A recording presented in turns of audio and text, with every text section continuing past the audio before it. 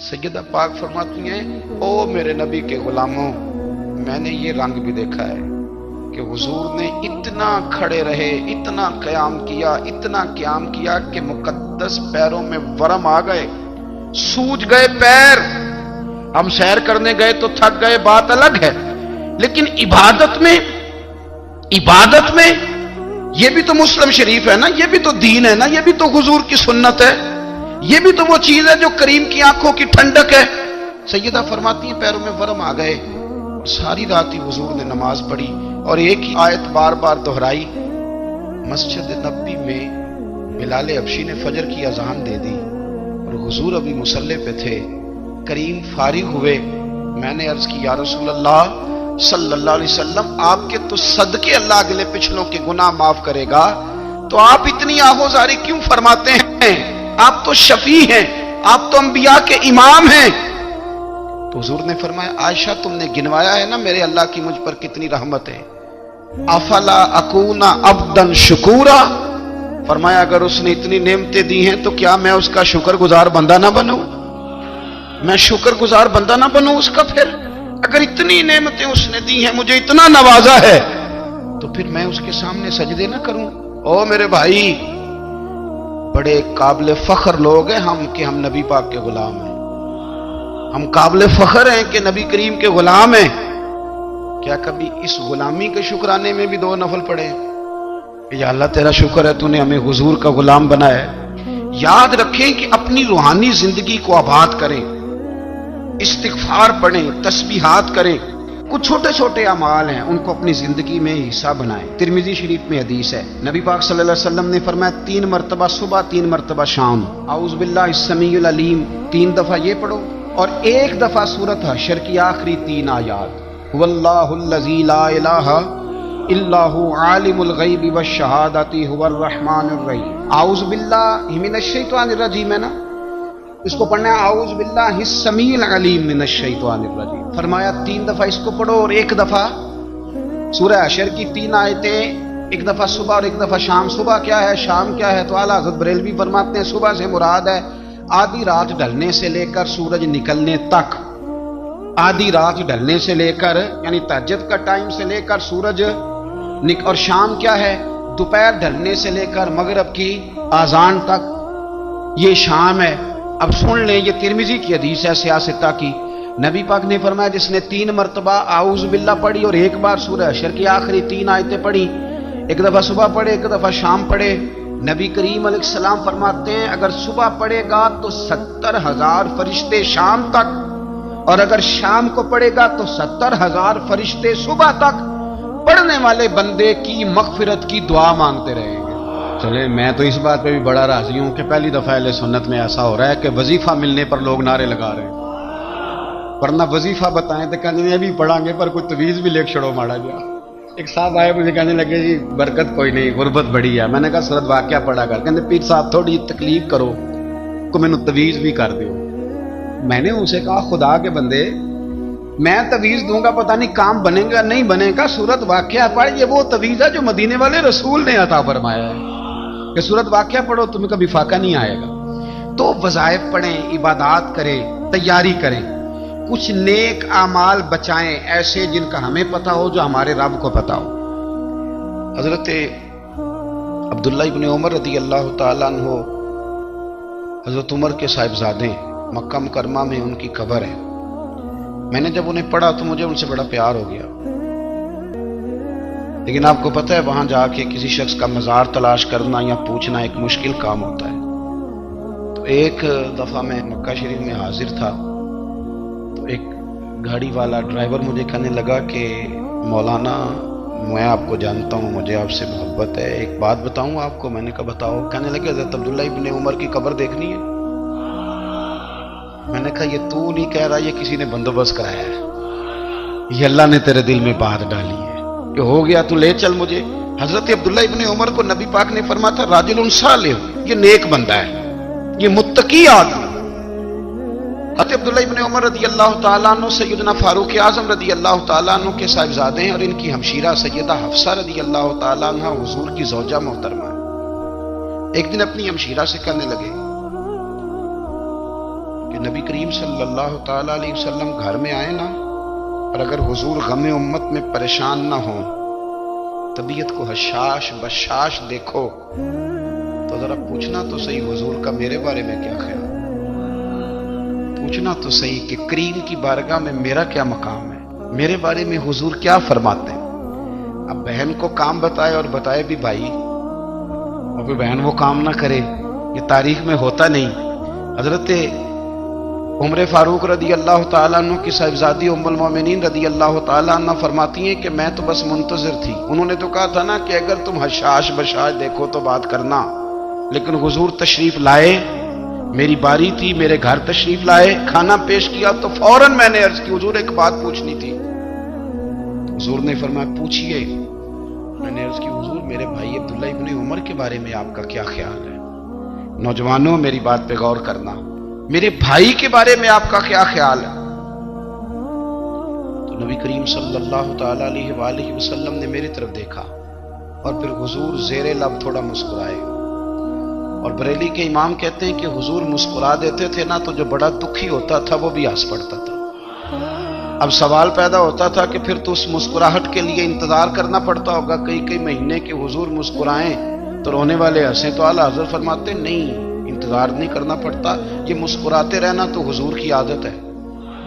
جس کی تسکین سے روتے ہوئے ہنس پڑے، اس تبسم کی عادت پہ لاکھوں سلام۔ یعنی یہ تو عادت ہے حضور کی مسکراتے رہنا، اس کے لیے انتظار نہیں کرنا پڑتا۔ بھائیو آپ خیال رکھیں گے، غور کریں گے، حضرت عبداللہ ابن عمر رضی اللہ تعالیٰ عنہ کے بارے میں پوچھا تو سیدہ فرماتی ہیں کہ نبی کریم صلی اللہ تعالیٰ علیہ وسلم نہ زیر لب مسکرائے اور فرمایا حفصہ تیرا بھائی ہے تو اچھا، لیکن میں نے سنا ہے کہ عشاء کی نماز پڑھتا ہے تو فجر تک سویا ہی رہتا ہے۔ او نوجوانوں، 10 بجے تک سونے کی بات نہیں ہوئی، 9 بجے تک سونے کی بات نہیں ہوئی، 11 بجے اٹھنے کی بات نہیں۔ حضور فرمانے لگے میں نے سنا ہے کہ عشاء کی نماز پڑھ کے سو جاتا ہے اور فجر تک سویا ہی رہتا ہے، اسے چاہیے کہ تہجد کے وقت اٹھا کرے، اللہ کی بارگاہ میں حاضر ہوا کرے، آہوزاری کرے، سجدے کرے، عبادت کرے، اٹھتا ہے اور فجر میں جا کے اٹھتا ہے۔ حضرت جناب حفصہ رضی اللہ تعالیٰ عنہ کہتی ہے میں نے جناب عبداللہ ابن عمر کو پیغام دیا اور میں نے کہا میرے جوان بھائی سن، نبی پاک نے فرمایا ہے تو اچھا پر تہجد میں نہیں اٹھتا، نفل نہیں پڑھتا۔ او میری ملت کے جوانوں، مزہ نہیں آ جاتا جب ساری دنیا سوئی ہو، ساری دنیا، اور بستر بھی گرم ہو اور نیند بھی پورا غلبہ کر رہی ہو، اور اچانک گھنٹی بجے دماغ میں، آنکھ کھلے، گھڑی پہ نظر پڑے، 3:30 4 بجے کا پیغام گھڑی بتائے، اور کوئی چڑھتی جوانی والا اٹھ کے وضو کرے، اور جب وہ مصلی کھول کے بچھائے تو مدینے والے محبوب کہتے ہیں کہ ہر نماز پہ رب ثواب دیتا ہے، اور جو اٹھ کے تہجد کی نماز پڑھے اسے دیکھ کے تو رب مسکراتا ہے، جو اس کی شان کے لائق ہے، جو اس کی شان کے لائق، وہ مسکراتا ہے، خوش ہوتا ہے کہ میرا بندہ تہجد میں اٹھ گیا، وہ مسکراتا ہے۔ کاش ہماری صبحیں کبھی اپنے مالک کے نام ہو جائیں، کاش کہ صبح حضرت ابو الحسن رحمۃ اللہ تعالی علیہ حضرت معاذ ابن جبل رضی اللہ تعالیٰ عنہ کے پاس بیٹھا کرتے تھے، فرماتے ہیں ان سے جو پیار بڑھا تو پھر میرا مصلی سے بھی بڑھ گیا۔ تابعی ہیں، فرماتے ہیں صحابی رسول سے محبت ہوئی تو ذکر سے بھی ہو گئی، پھر درود شریف سے بھی ہو گئی، محبت ان سے بڑھی تو پھر اللہ نے مسجد کا پیار بھی بڑھا دیا۔ آپ فرماتے ہیں کہ میری ہر وقت طبیعت چاہتی تھی کہ بس اللہ اللہ کروں، بس اللہ اللہ کروں، بس نہ میں ذرا تھوڑی جان چھڑاؤں لوگوں سے، کو 10 منٹ ملے تو میں کچھ 4 نفل پڑھ لوں، میں تھوڑا سا نہ بچوں لوگوں سے، اور مجھے تسبیح ملے تو میں نہ کچھ 400-500 دفعہ استغفار پڑھوں، سبحان اللہ، الحمدللہ، اللہ اکبر، لا حول ولا قوت الا باللہ، میں نہ تسبیحات پڑھوں۔ فرماتے ہیں کہ بچے تھے گھر میں 6-7، غربت تھی، کام ملتا کوئی نہیں تھا، اور میں کام چور نہیں تھا، کام ڈھونڈتا تھا، پر اللہ کی قدرت کے کام نہیں ملتا تھا۔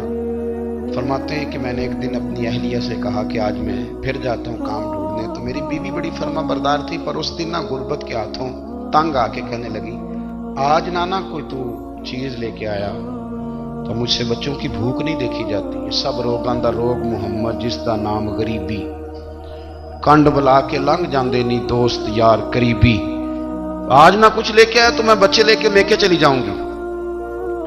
شیخ فرماتے ہیں کہ میں بڑا پریشان گھر سے نکلا، پر میں نے صبح سے لے کے زور تک کام ڈھونڈا، کام ملا کوئی نہیں۔ تو میرے دل میں خیال آیا چلو کام نہیں ملتا تو اللہ اللہ تو کرے گا، چلو بندوں کی مزدوری نہیں ملتی تو رب کریم کی عبادت ہی کرتے ہیں۔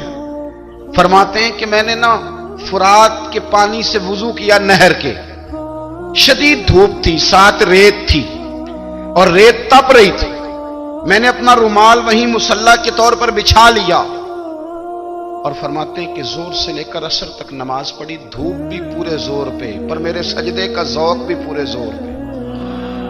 فرماتے ہیں سورج بھی چمک رہا ہے اور رب کی عبادت کا ذوق بھی پورے زور پہ، میں سجدہ کروں تو پھر میرا اٹھانے کو جی نہ چاہے۔ میرے استاد لکھا کرتے تھے، یہ ان کا شعر ہے، وہ کہا کرتے تھے مجھے سوز دے، مجھے ساز دے اور مجھے نیم شب کا نیاز دے، دم سجدہ خود کو میں توڑ دوں، مجھے ایسا ذوق نماز دے، اور میں تیری بہار کا پھول ہوں، میں کھلا بھی ہوں تو تیرے لیے، مجھے میری شاخ سے توڑ لے، مجھے اپنی زلف کا ناز دے۔ بھائی فرماتے ہیں کہ عصر تک میں نے نفل پڑھے، دل ڈھلنے لگا، عصر کی نماز پڑھی اور میں وہاں سے چلا۔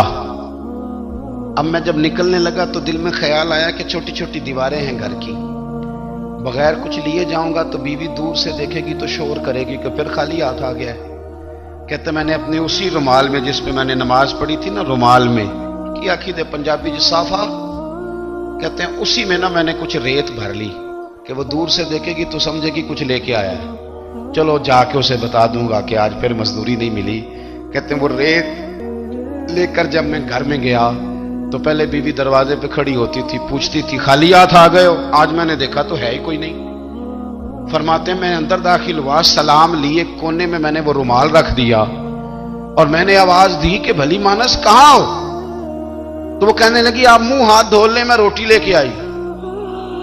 میں نے کہا روٹی کہاں سے آ گئی؟ یہاں تو کئی دنوں کے فاقے، تو کئی دنوں کی غربت ہے، یہاں تو اس گھر میں تو فقیری ہے۔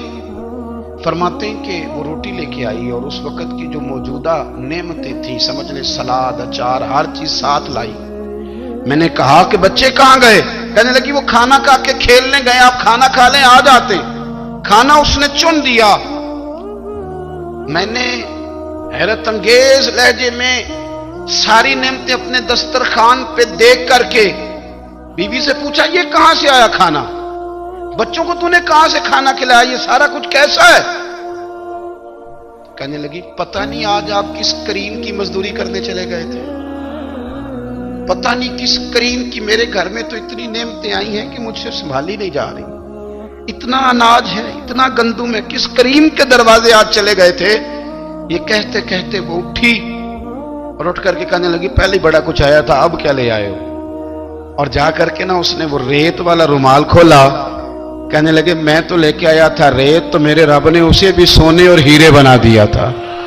جب آپ کی توجہ اللہ کی جانب، میرے نبی پاک صلی اللہ تعالی علیہ وسلم نے فرمایا ہر چیز اپنے رب سے مانگ، ہر چیز مانگ، ہر چیز مانگ۔ یا رسول اللہ کیا کچھ؟ میرے محبوب نے فرمایا تیرے گھر میں نمک بھی ختم ہو جائے تو وہ بھی اپنے رب سے مانگا کر، تو مانگنا وہ تجھے دے گا، تو اس کی بارگاہ میں کشکول طلب دراز تو کرنا۔ اور ترمذی شریف میں عجیب لفظ ہے، رسول کائنات نے فرمایا، رب کریم فرماتا ہے جب میرا بندہ ہاتھ اٹھاتا ہے نا تو مجھے حیا آتی ہے کہ میں خالی کیسے لوٹا دوں اس کے۔ اتنے بڑے بادشاہ کی بارگاہ میں، او بھائی لوگوں سے عزتیں تلاش کرتے ہو تو وہ کیا تمہیں عزت دیں گے؟ وہ تو کل اچھا کہتے ہیں پرسوں برا کہنے لگ جاتے ہیں۔ لوگوں کے سامنے گڈ بک میں آنا چاہو گے تو وہ تو سویرے تمہارے بارے میں کچھ کہیں گے، شام کچھ اور کہیں گے۔ اپنی روحانی زندگی آباد کریں، اپنے مسلح کو وقت دیں اور دنیا سے چھپ کر اس موبائل کو بند کر کے اور اپنے آپ سے بھی چھپ کے اور تنہا ہو کے چھپا کے سارا کچھ اپنے آنسو اپنے رب کی بارگاہ میں پیش کریں، اس کے حضور حاضری دیں۔ سنو نا ترمذی کی حدیث، اور اسے یاد رکھنا، نبی پاک علیہ السلام نے فرمایا اپنے دکھ لوگوں کے سامنے نہ بیان کرنا، سیٹھوں نوابوں کو نہ بتاتے پھرنا، دنیا داروں کے سامنے جا کے نہ رونا کہ میں تکلیف میں ہوں۔ پر میں اگر دنیا داروں کو دکھ بتاؤ گے رب تمہیں کبھی غنی نہیں کرے گا، اور لوگ ہیں کہ الٹا مذاق اڑائیں گے۔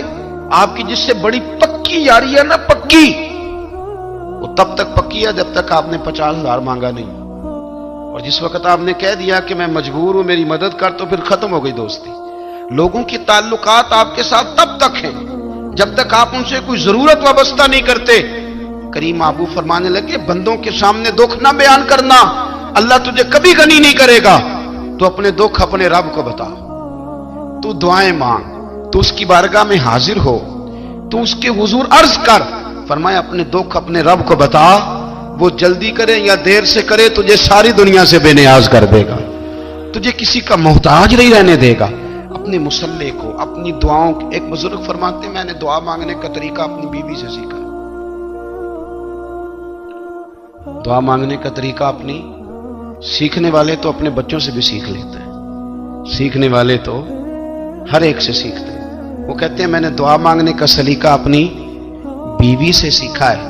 حضرت وہ کس طرح؟ فرمانے لگے میری بیوی نے نا مجھے کوئی کام بتایا، کچھ پیسوں کی ضرورت کے لیے کہا، تو میں نے اسے کہا کہ بھئی ابھی میرے پاس نہیں ہے، کچھ دنوں میں آتے ہیں تو میں دے دوں گا۔ عورتوں کی عادت ہوتی ہے وہ بار بار یاد کراتی ہیں، 2-4 دنوں کے بعد پھر اس نے کہا حضرت وہ میں نے کہا تھا کچھ پیسے، میں نے اسے کہا کہ ابھی میرے پاس نہیں ہے، کچھ دنوں میں ملتے ہیں تو میں تمہیں دے دوں گا۔ اس نے کچھ دنوں کے بعد پھر کہا حضور وہ میں نے کچھ پیسے کہے تھے۔ فرماتے میں نے ڈانٹ دیا، میں نے کہا کہ کیا تو روز مجھے شرمندہ کرتی ہے، کہا نا میرے پاس نہیں ہے، ہوں گے تو دے دوں گا، تو روز یاد کراتی ہے۔ فرماتے اس نے پہلے تو میری ڈانٹ کو سہا، پھر میرے سخت جملوں نے اس کی آنکھوں میں آنسو پیدا کر دیے، پھر اس نے اپنے آنچل میں اپنے اس دکھ کو سمیٹا، اور پھر اس نے ایک جملہ کہا تو میں رو پڑا، اور مجھے اپنے رب سے مانگنے کا طریقہ آ گیا۔ مجھے کہنے لگی حضرت جی آپ نے ڈانٹ دیا، میں نے سہ لیا، پر آپ ہی میرے شوہر ہیں، بتائیں نا آپ سے نہ کہوں تو میں کس سے جا کے کہوں۔ فرماتے ہیں میں رو پڑا، اور میں کھل کے رویا، اور میں تڑپ کے رویا، اور پھر میری سسکیاں بند گئیں۔ تو مجھے کہنے لگی آپ کو کیا ہوا؟ میں نے کہا مجھے بھی دعا مانگنی آ گئی ہے، جب میں اسے کہوں گا نا اللہ تو ہی میرا رب ہے، میں تجھ سے نہ کہوں تو میں کس سے جا کے کہوں؟ میں کیوں کسی بندے سے سوال کروں؟ میں کیوں کسی دنیا دار سے کہوں؟ میں تیرے بندوں کا، نیک بندوں کا وسیلہ لے کے، تیرے محبوب کی غلامی لے کے تیری بارگاہ میں آیا، تجھ سے نہ مانگوں تو کس سے مانگوں؟ سمجھ آ گئی ہے جب میں اس رنگ میں مانگوں گا تو پھر رب میرے اوپر بڑا ہی فضل فرمائے گا، وہ میرے اوپر بڑی رحمت کرے گا، وہ میرے لیے آسانیاں کرے۔ عزیز دوستو ہم اس طرح کرنے لگ گئے ہیں کہ ہم نے نا اپنے تعلقات پر اعتماد کرنا شروع کر دیا ہے۔ میرے تعلقات بہت ہیں، ہم نے اپنی دولت پر اعتماد کرنا شروع کر دیا ہے، میرے پاس دولت بہت ہے۔ ہم نے اپنے علم پر، اپنی شہرت پر اعتماد کرنا شروع کر دیا ہے کہ میرے پاس فلاں چیز بہت ہے۔ یاد رکھنا جب بے نیاز اپنی صفت بے نیازی دکھاتا ہے تو بڑی بڑی دولتوں والے مجبور نظر آتے ہیں۔ بھائیو جب انسان کا رشتہ اپنے مالک کے ساتھ ہوتا ہے پھر تو غم بھی کچھ نہیں کہتے، پریشانیاں بھی کچھ نہیں کہتی، پھر تو زندگی صبر والی، پھر تو زندگی توکل والی، پھر تو زندگی بھروسے والی، پھر انسان اپنے آپ کو رسوا نہیں کرتا، دنیا داروں سے امیدیں اس کی ختم ہو جاتی، امیدیں اللہ رسول سے لگا لیتا ہے، مضبوط ہو جاتا ہے، مضبوط، طاقتور ہو جاتا ہے، خوددار ہو جاتا ہے، باوقار باعزت ہو جاتا ہے۔ حضرت بہلول دانا رحمت اللہ علیہ بیٹھے تھے تو ہارون رشید حج کر کے آ رہا تھا، تو رستے میں حضرت شیخ سے ملاقات ہو گئی تو السلام علیکم کے بعد کہنے لگا حضور کوئی حکم ہو تو بتائیے گا۔ تو حضرت بہلول دانا فرمانے لگے تیرا رب کون ہے؟ اس نے کہا اللہ۔ تو فرمایا میرا کون ہے؟ کہا اللہ۔ فرمانے لگے تو بڑا ہی بیوقوف ہے، کیا تو یہ سمجھتا ہے کہ رب ہارون رشید کو تو دے گا اور بہلول دانا کو بھول جائے گا؟